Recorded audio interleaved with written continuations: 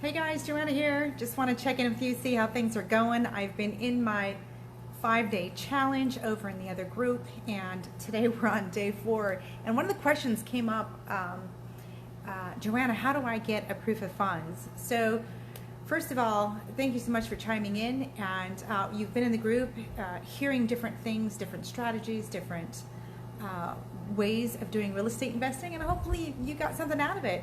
And the more I hear from you guys, the more I can give to you guys. So comment down below, say hello, let me know hashtag live if you're tuning in live, or hashtag replay if you're watching the replay here. So and then, you know, of course, whatever questions you have, because then I'll address them live so everybody can learn, right? That's what this is all about. So today I got a question, so I brought it to Coach Me Joanna, that I do on a weekly basis, and I wanted to express how this works. and I'm hesitating because a lot of newbie investors get stuck on, oh, I can't do real estate investing because I don't have a proof of funds. You know, I try and do a deal and I keep getting hung up and stuck on proof of funds. Now, I was working with a group of investors, and I decided to mastermind with them, and that's all I kept hearing was, we can't do this deal because we can't get a proof of funds. And I'm like, what? You're not talking to the seller correctly then, or the broker correctly then, because I've never had a problem in my 20 years, right? Have they asked me? Sure. I'm not saying I'm void of being asked that. I'm saying how I positioned myself, my posture, right, of an experienced investor, even when I wasn't, right? Even when I wasn't. And a good friend of mine, Rob, he's going to be on the summit we're doing on the 21st, as a side note, talking about, you know, multiple money strategies and why invest, all of that. And he does a talk about faith it until you make it.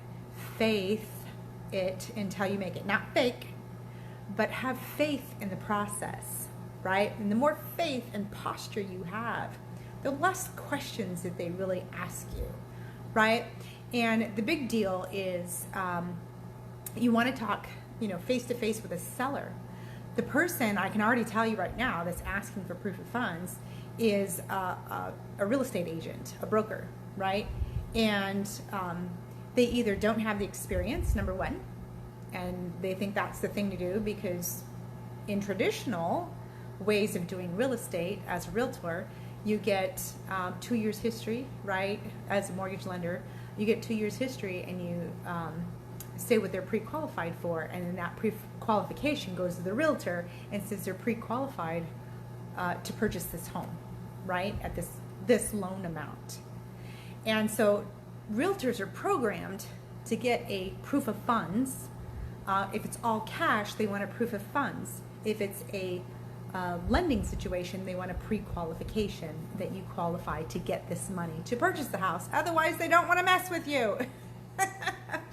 So, anyways, that's kind of the backstory of it.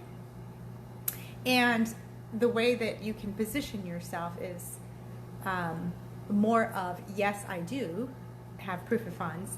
I don't want to take my money out of circulation to show you. I shouldn't have to show you just to understand the deal, right? Let's talk about the deal first, and then I can provide proof of funds, right? And this can come in multiple ways, and I'm just going to make this real quick here.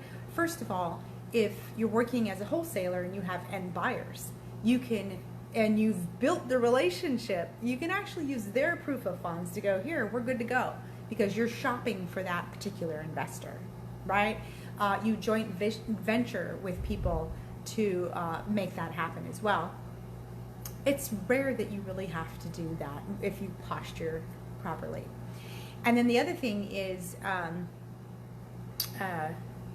you could Google proof of funds, right? You can Google, hey, I need a proof of funds, and there's anything you need basically is out in Google land, right? The only thing that's not out there is the coaching to help you do it, right?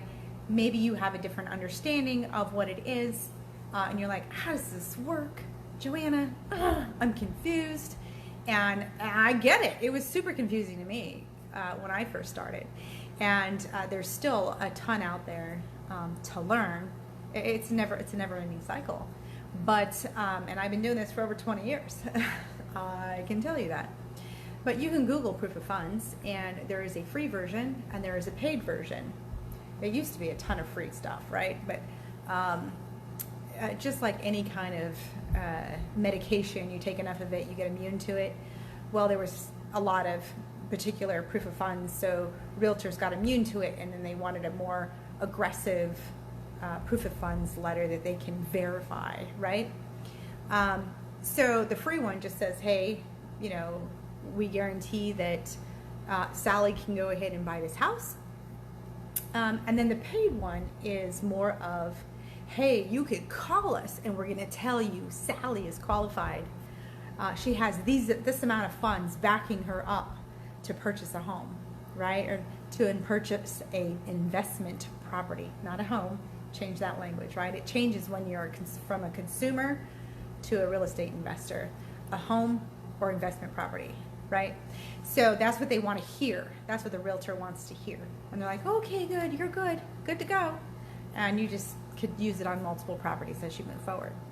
So if you have questions, type them in the comments below. I'm going to dive back into our 5-day challenge. We're actually on day 4, building our team. We went over choosing your market and your niche, how to find leads, how to analyze a deal. So we're having super fun. And if you have any questions on that, let me know. And I will talk to you in the next training. Bye.